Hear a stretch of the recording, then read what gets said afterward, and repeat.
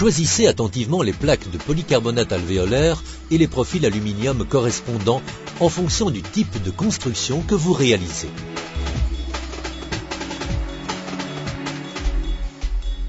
Les profils sont porteurs sur différentes longueurs.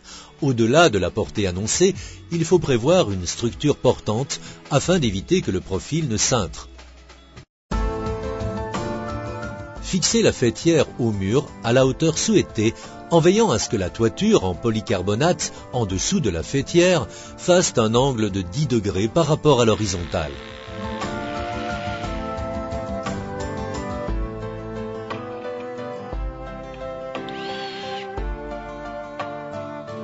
Fixez un arrêt de plaque à chaque profil intermédiaire, ainsi qu'au bout des rives pour assurer le maintien des plaques. Installez les joints dans les profils. Laissez-les dépasser car ils rétréciront au fil du temps sous l'influence des fluctuations thermiques.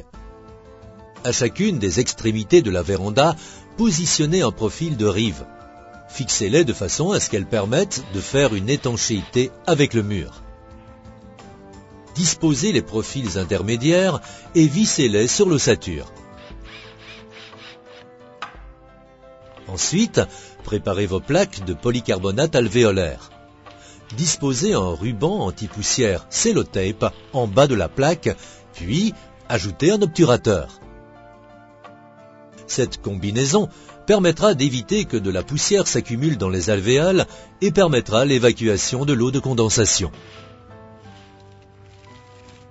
Vous pouvez aussi coller un ruban de mousse sur la lèvre inférieure de la faîtière et sur le profil longitudinal inférieur de votre véranda pour éliminer le flux d'air éventuel. Procédez à l'installation des plaques en orientant la face traitée anti-UV vers l'extérieur. Cela évitera le jaunissement prématuré de la plaque. Prévoyez un jeu de dilatation de 5 mm de chaque côté de la plaque et 10 mm en faîtage. Installez le joint simple lèvre sur les profils de rive et le joint double lèvre sur les profils intermédiaires.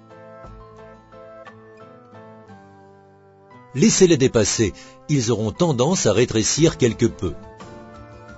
Installez le joint simple lèvre sur la faîtière en veillant à ce qu'il recouvre les joints double lèvre des profils intermédiaires et les joints simple lèvre des profils de rive. Si vous souhaitez une meilleure isolation ou utiliser des plaques de 32 mm, nous vous conseillons d'utiliser un capot serreur qui s'adapte aussi au profil. Vous pouvez passer du joint au capot en gardant le même profil T.